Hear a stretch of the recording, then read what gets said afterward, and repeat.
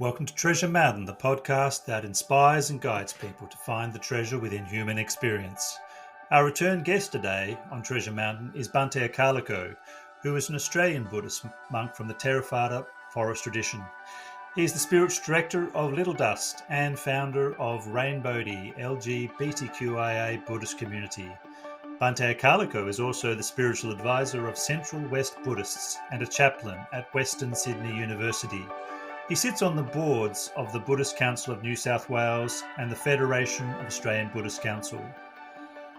Bhante Akāliko's inspired project that we're going to be focusing on today is Rainbodhi. Rainbodhi is a spiritual friendship group for LGBTQIA Buddhists and an advocate for more inclusion and diversity in the broader Buddhist community. They offer meditation, Dhamma discussion, and social events in a safe, supportive environment. Rainbodhi welcomes everyone, regardless of race, gender, sexuality, or ability. Rainbodhi is a non-sectarian Buddhist group, welcoming people from all faiths or with no faith. And all their events are free. The Rainbodhi name combines two words, rainbow representing our diverse community, and Bodhi, the Buddhist concept of enlightenment. And it's Rainbodhi that we'll be discussing with Bhante Akaliko in this interview. So join us as we seek for the treasure within.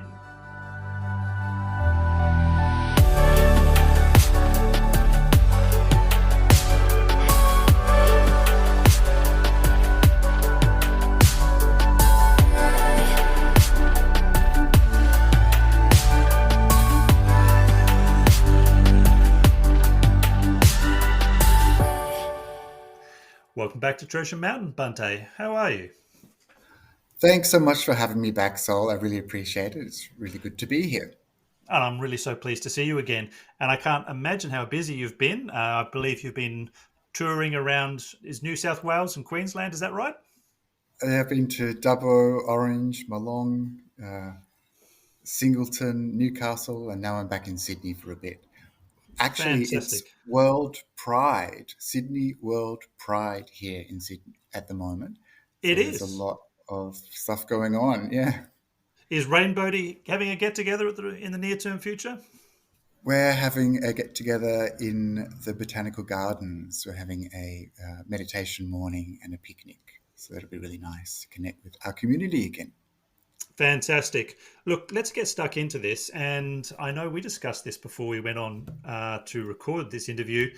And I like to think of it as a basic question, but I'm assured it's not. And I know you've been asked this many times, but for the clarity, for the sake of listeners who may not be aware, in a nutshell, what is the Buddhist perspective on sex for lay Buddhists, especially as it may regard queer people? That's right. And so I mentioned to you before that it's always interesting when we kind of think about our queer community in terms of ethical issues. And I think it shows the power that religion has in our minds to be the arbiter of whether these queer, trans, or intersex communities are ethical beings. And this is something that we see in other religions and in various cultures across the world. And I think when Buddhists ask about this, there's a slight apprehension perhaps that maybe we might be also secretly not quite cool with our queer community, and people are perhaps looking for a bit of reassurance, because we like to think that Buddhism is very open and accepting, and for the most part it definitely is. So when we talk about sexual ethics, we're talking about sexual misconduct, or kamesu michachara, and this means to abstain from misusing your sexuality in ways that harm. And so this applies to everyone equally. And when I talk about this issue, I usually talk about it in terms of trust and consent. So the trust usually refers to the quality of a relationship. You don't want to break the trust that you have with your partner. and the consent is about who can consent.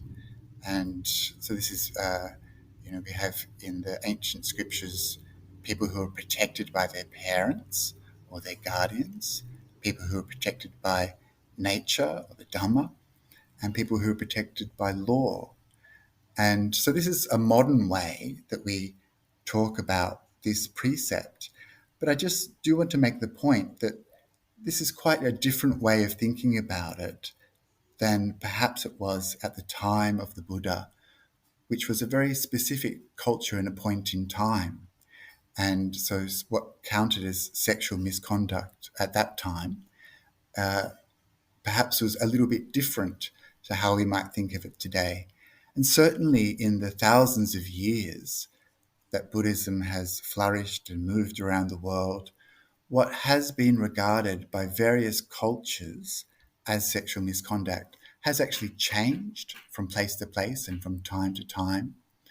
And sometimes things like masturbation are regarded as sexual misconduct, or having sex during the daytime. And definitely queer relationships have also been regarded as sexual misconduct in some cultures and sometimes. And I also want to acknowledge the effect of colonialism in Buddhist cultures such as India, Sri Lanka, and Burma, where the imposed morality of the colonizers had a really big effect on the culture in those countries and how certain things were perceived. And this was also taken up by the spiritual traditions, including Buddhism. And the consequences of those laws are still being felt today and shape certainly the conversations that occur in those places about sexuality and identity. That's true. I do feel though that like some other religions have like sex is like it's just for procreation and that's it. You shouldn't do it outside of. Whereas I think the Buddha was a bit more pragmatic. He understood that people have sex for fun. So Yeah, and I think it was when you read the Vinaya and you kind of hear about the wild stuff that was going on, like sex parties down by the river, people having sex with all sorts of animals and necrophilia, all sorts of things. It was certainly a pretty wild time, and a lot of the things that we kind of would be quite prudish about seem to have been very matter of fact. mm, And so I think it's worth pointing out that the Buddha wasn't um, yeah, he was a realist perhaps when it came to mm, human nature, and that he didn't see these things as inherently sinful, or that they were in of themselves bad, mm, but certainly to kind of broaden the topic just briefly, the Buddha was pretty down on sensual pleasure. mm. And so that's something that we kind of have to consider. But at the same time, he didn't go around condemning people for having sex and for having relationships and things like that. Mm. So I don't know that he was inherently anti gay or lesbian or anything like that. He was quite aware that there was these different types of sexuality. I don't think he was inherently down on it, was he? No, it doesn't seem like that. It it it is something that we can only infer in that it's just simply not talked about. Mm, mm, And so we can kind of say, oh, it doesn't seem like it was. There mm, are some cases where I think that we would have to say that there is some discrimination that occurred at the time. And this would be in regards to the class of beings we call the Pandaka. We're not really sure. Is this a human? Is it an imaginary creature? Is it a mythical creature, rather? Or is it a third gender? We're not really sure what it is, which is why we have to be so careful. When we talk about these things, 2,500 years ago, very different time and place. And those people are banned from ordination. And the same with people who have what we would call intersex characteristics today. So those people who had perhaps presented with male and female genitalia or indeterminate genitalia, these people are also prevented from ordaining. So there certainly has been, and not just at the time of the Buddha, but throughout the history of Buddhism, there has been, regardless of whether the Buddha, endorsed or condemned, there has been these kind of little snippets of homophobia, transphobia, interphobia that pop up through Buddhist cultures over time. Okay. Well, yeah, I want to move on now away from the theory, more to the lived experience, to understanding the experience of LGBTQIA people in society. And in particular, what is the experience like for LGBTQIA Buddhists according to, for instance, what they say to you in the modern era? Yeah, so it's actually a very diverse group of people.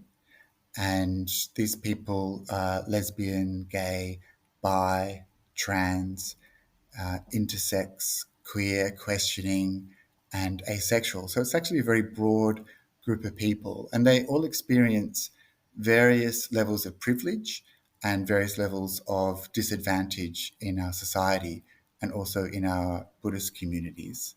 So there's no one single queer experience, and I certainly can't speak for all of them. But I think that generally speaking, Buddhism tends to be quite open minded and quite welcoming. And that's really wonderful. It's regarded by many people, especially in the West, as being friendly towards queer people. But the situation might not be the same in other countries. And certain places I know where discussion of these issues is just simply not welcome. And people are not comfortable being out in those communities, for example. So just as there's a diversity of experience in the rainbow community, there really is a diversity of Buddhisms and cultures. So it's not easy to talk of one. And all of these different cultures, they have very different attitudes and they have very different social norms. And this all plays out in how queer people feel welcomed, accepted, and loved, or don't. They may feel that they simply don't belong in those communities. Right, right. Well, I was reading on your website, there was a section where there's some results of a social survey which was compiled by Dr. Stephen Carey from Charles Darwin University. And I was quite surprised by this. And I guess coming from my privileged straight point of view, I like to think of Buddhism as being friendly to queer folk, it said that there was 37% of people or respondents had seen or heard homophobia, and 16% people have been told that their queer identity was inconsistent with Buddhist teachings. I Hmm. mean, does Buddhism really treat LGBTQIA people fairly? Well, this is why it's really important not just to rely upon our assumptions, but Mm, to actually go to the people who we're talking about and listen. And this is something that I feel a lot of marginalized communities grapple with. They just don't feel like they're being heard and that their experience is being recognized. It's really easy to gaslight or trivialize or minimize. But when we got those results from the survey, I was really quite disheartened because, I've also experienced homophobia. I've seen transphobia. I've seen sexism. I've seen racism in our Buddhist communities. And it's really important that we actually recognize it when it's there so that we can work on it. And otherwise, if we continue to think, oh, everything's fine, we love everybody, but we don't do the work that needs to be done, then we're doing the rainbow community a real disservice. And so I think Mm. generally people like to think, oh yeah, Buddhists are really welcoming and everything's fine. But for queer people, that might not necessarily be the case. Mm. I'd like to come back to that topic a bit later on, and also the issue of what can we do about it. But I want to just get on to what was the initial impetus that got Rainbodhi started. So how did that happen? Yeah, so actually it happened after a conference called the Sakyadhita Conference, which is a conference for Buddhist women held in the Blue Mountains. And I went along to that, and there was a queer group that has been meeting at the conference for many years now. And I was asked by a woman in Sydney to please start something like that on an ongoing basis for queer Buddhists in Sydney. And so I kind of thought about it and thought, oh, it's going to be really hard and difficult and put me in an awkward position. But in the end, I saw that there was a lot of benefit and a real need. And so I said yes. And the reason for that actually was because we just had the horrible experience of going through the marriage equality plebiscite where Mm. everyone got to talk about, were queers allowed to get married, and everyone had an opinion, everyone had a judgment, and our identities really were being discussed in the public forum by anyone and anyone, and including in our spiritual spaces. And, I had people come up to me and give their opinion, and things like that. And so I saw that there was a need to support our queer Buddhists, especially because at that time there was legislation, so-called religious freedom legislation, that was coming up in the state and national parliaments. And it was essentially clear to me that this would be another time when our queer Buddhist community, especially because of the focus on religion, would need community support and would need advocacy. And so that's why I decided to do Rainbodhi. Mm. And what year was that when you first got started? Oh, it feels like a very long time ago, but it's probably only been about 3 years or 4 years. Yeah, right. Okay. Um, so, what were and what are Rainbow's aims, and what projects have you been working on to achieve those ends? Yeah, so Rainbodhi started off just as a spiritual friendship group, and Mm. it was just a place where people could come together, um, who were already Buddhist, who already belonged to communities. They could come to Rainbodhi and they could be themselves, 100% their true, authentic self. They could Mm. use whatever pronouns they wanted. They could bring their boyfriend. They could be as camp as they wanted to be, or Mm. whatever. It was just a place where they could be themselves and would be welcomed and loved, and they wouldn't have to monitor themselves. They wouldn't have to present differently.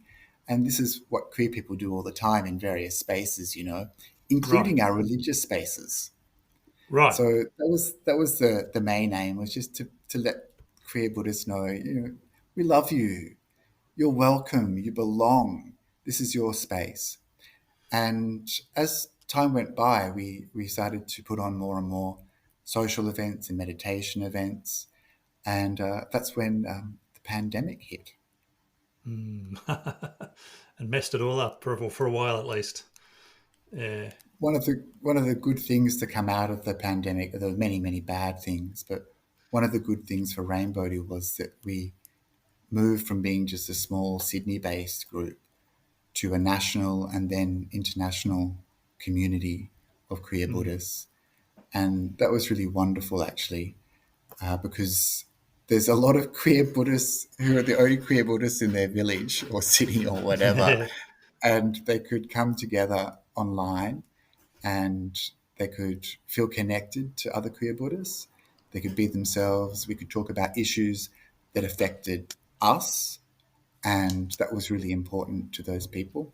And that's been a really wonderful thing to see Rainbodhi go from being so small to this kind of international thing. So I'll ask you now, if there are any people who are listening who want to get in contact with Rainbodhi online, how would they go about doing that? They go to rainbodhi.org, or they can stalk us on Facebook, and they can send a message via our website. And yeah, we love hearing from our queer Buddhist family around the world. So please do get in touch. Okay, and if you don't want to type it into the browser, I will have a link to rainbodhi.org in the description below. Now, I believe that something that Rainbodhi has been working on. Well, actually, no, before I ask that, I'm going to ask, you've just said that many queer folk, when they go to be part of a Buddhist community in a spiritual space, they don't necessarily act in their according to their authentic selves, and they feel a sense of judgment. Um, so, what can be done by Buddhist organisations and communities to help queer folk to feel more included and safe Yeah, in those thanks for communities? asking, Sol. That's a really important um, question, because as a Buddhist community, we have a task, which is to make sure that everyone feels welcome in our Buddhist spaces. So Mm, the analogy I often use is that of someone who uses a wheelchair. So if you're a Buddhist center and you don't have wheelchair accessibility, then by default you're locking out part of your community from mm, accessing. And so when we talk about inviting in our queer community, it has to be more than just basic goodwill, which is something that we should have for everyone anyway. We mm, are going to have to do some work to let queer people know that they belong, and that's by walking the talk. And so one starting point is just to do some training, basic training among leaders on queer issues and how to be a good ally. And this will give a lot of knowledge to the leadership teams so that they can then enact these in their centres. You can do things like put a little sticker up saying that this is a safe space, or put something on your website. But you've got to make sure, firstly, that your space is safe. yeah, So right. you need to know what you're doing, because you have a responsibility. If you're inviting people in saying, we welcome everyone, you're going to be safe here, and yet people complain if a trans woman is using the bathroom, or if there are homophobic comments made, you need to be able to deal with those appropriately and hopefully prevent them from happening. And so Mm, some really basic things, for example, could be like making sure that there's all genders toilet available at your monastery or retreat center or meditation center. You could have an option on your membership forms for different genders. You could have accommodation options for different genders. You could mm, get rid of old fashioned ideas like men sit on this side and women sit on this side, or women sit behind the men, which is really difficult for people who are non binary or trans.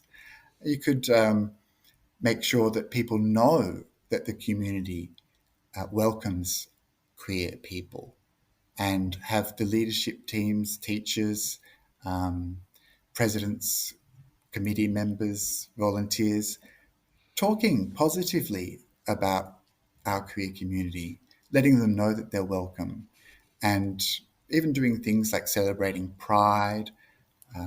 These are ways that you can let your queer community know that they're welcome. Then we have a job to do to make sure that they're safe while they're in that space. And that would be around things like policies about homophobia or transphobia, treating people with respect, and consequences. So if you have publicly available policies saying we're an inclusive Buddhist centre, we don't Mm, tolerate homophobia, we don't tolerate transphobia.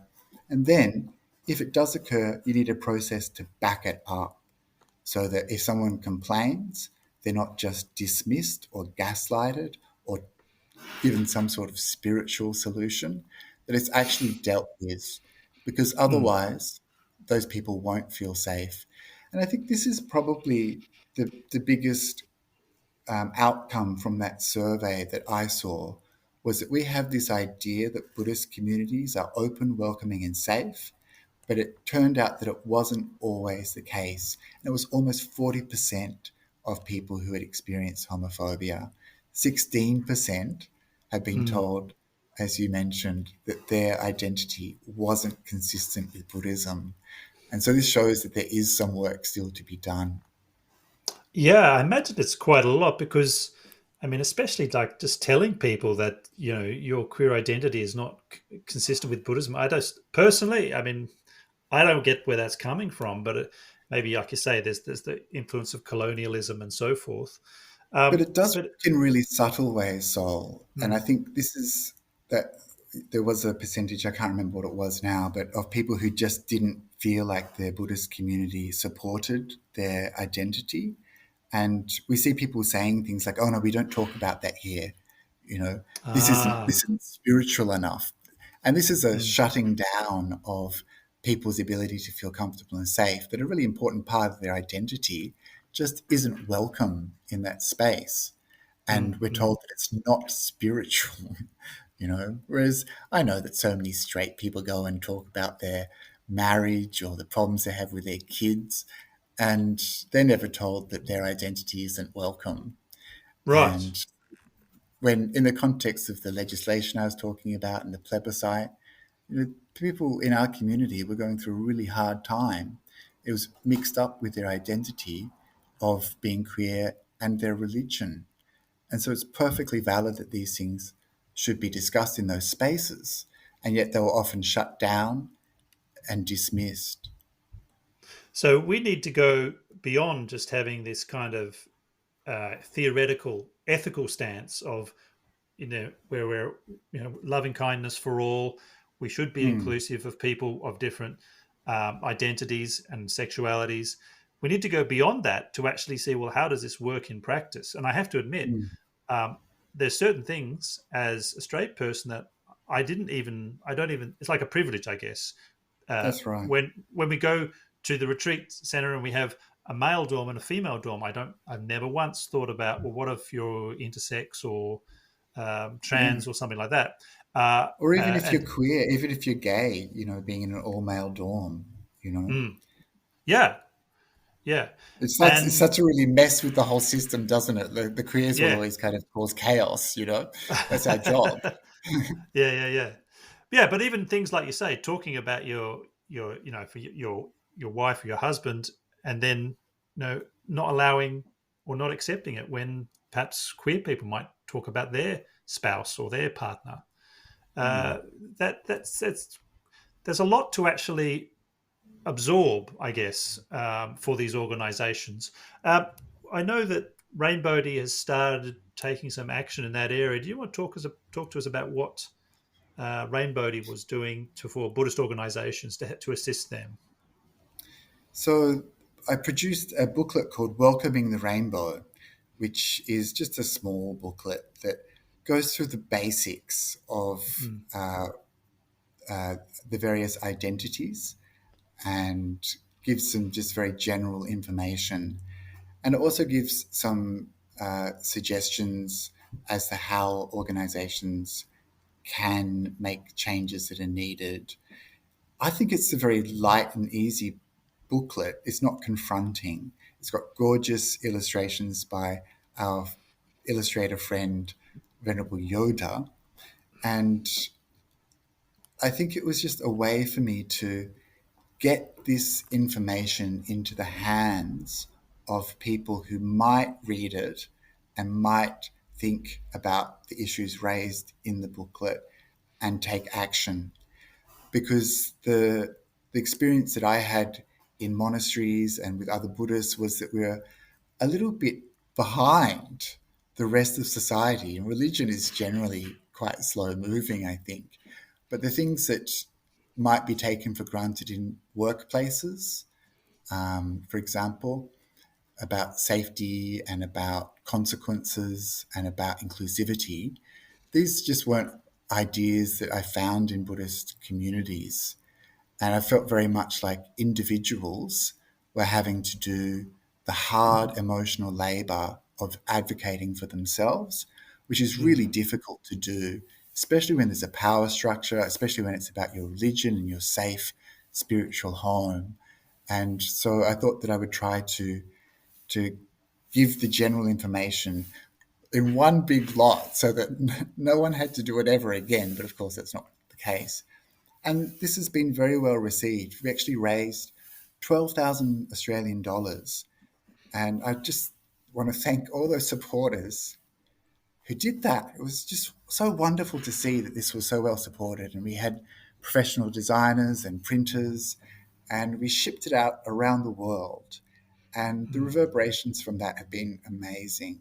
And we get a lot of emails from the most random places and thanking us for that booklet, which is also available online. And since the English version had been produced, it's been translated now into Dutch, into Thai, into Portuguese, and Polish, rather randomly. Yeah. I'm hoping in the future that there'll be editions in Sinhala which address the particular issues in Sri Lanka that are quite different to the issues we have in the West, and Chinese, which also address the specific culture and issues in Chinese communities around queer Buddhists. Yeah, wow. It sounds like Rainbodhi has been growing quite quickly. Like as you say, just a few years ago. It was just a small group in Sydney and a safe space where queer Buddhists could come together and meditate and be themselves and just participate in that spiritual community. And now it sounds like you're doing so much more. I mean, how is it growing, and where do you see things going? What's on the agenda for Rainbodhi going forward?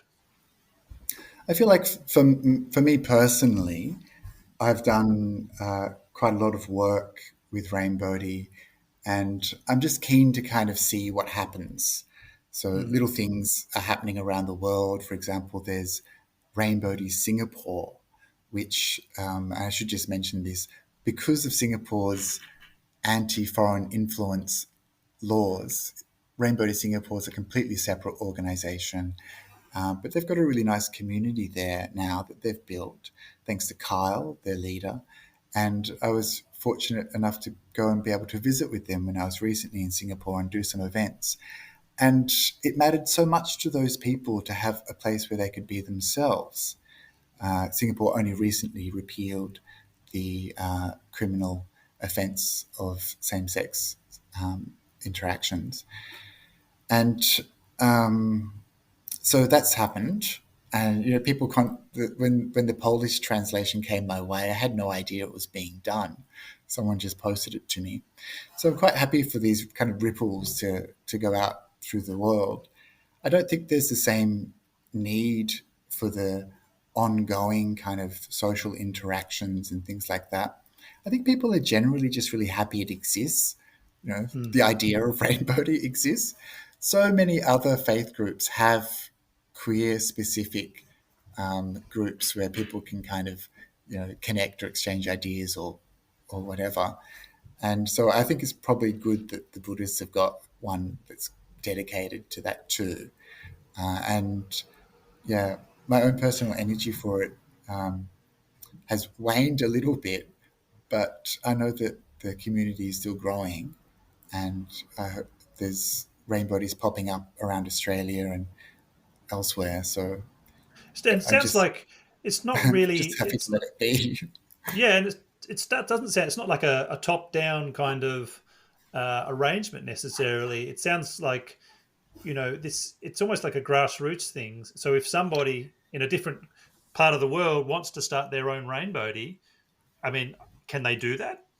They can, and they can get in touch. And we just have some very simple guidelines, which you mentioned at the beginning. Mm, Like our events, Rainbow events have to be free. They have to be, inclusive. We try to make all our events accessible so that people can get into the spaces that we use. And apart from that, it's non-sectarian. Uh, you know, I think it's great that we give priority and privilege queer Buddhist voices. We give a space for people to explore their queerness and their faith in the mm, one place, which is good. And these things, my Buddhism is queer and my queerness is Buddhist. mm.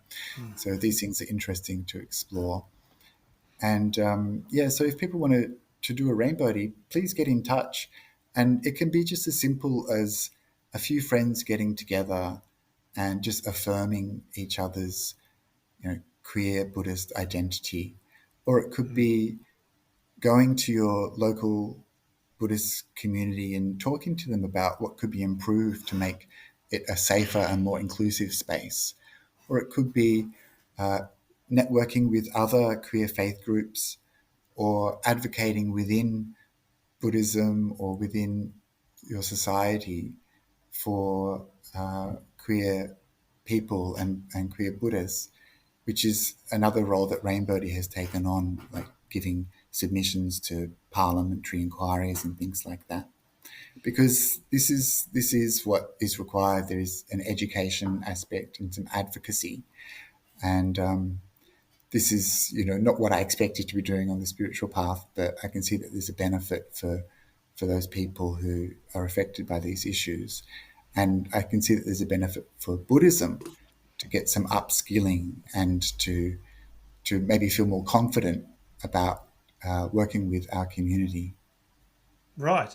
Well, I think you've just anticipated my last question, but I just wanted to say, just by way of wrapping up, for people out there who, identifying as queer, or maybe they're questioning, what's it, any departing advice you have, or what's the next step for affirming them in their practice and in their participation in a community?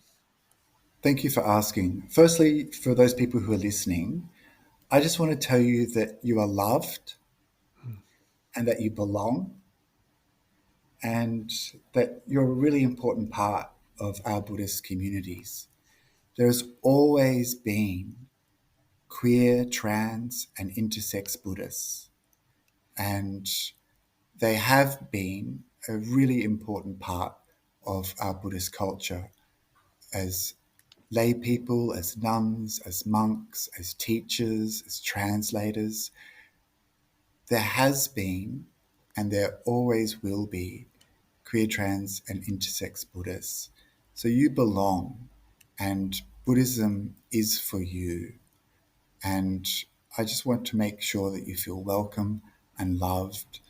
And if you don't, then start your own Buddhist community and make sure you get what you need. That is a fantastic message and very Buddhist, I think, I have to say as well, in terms of, if we're talking about universal loving kindness, then it means absolutely everyone is loved and is part of this. And I have to say, what for as a straight person, we need our queer brethren and sisters to be part of our community and to contribute. They've got so much to offer. And I think that, we should really take that positive view and Hmm. embrace everybody. I think is probably the way to go.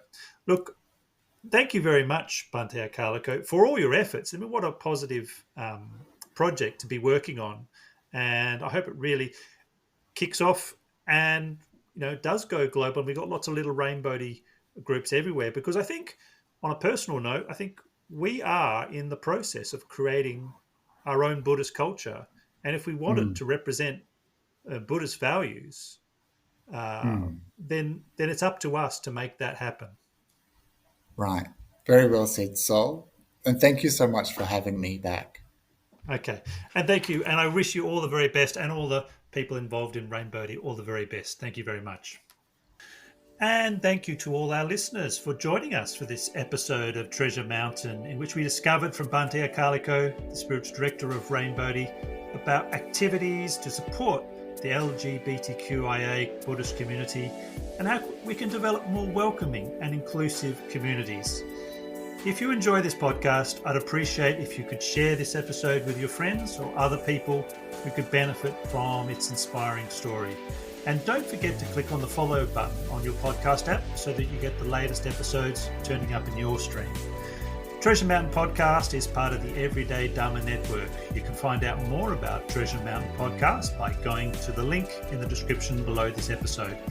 You can also find out about, on the Treasure Mountain website, information about previous episodes and guests, as well as getting transcriptions of our interviews, and that's especially for people who may be hearing impaired. And if you go back to the everydaydhamma.net homepage, you can discover more about the other 3 podcasts on the network and links to subscribe to any and all of them. I hope you'll enjoy us again for our next episode of Treasure Mountain Podcast as we seek for the treasure within.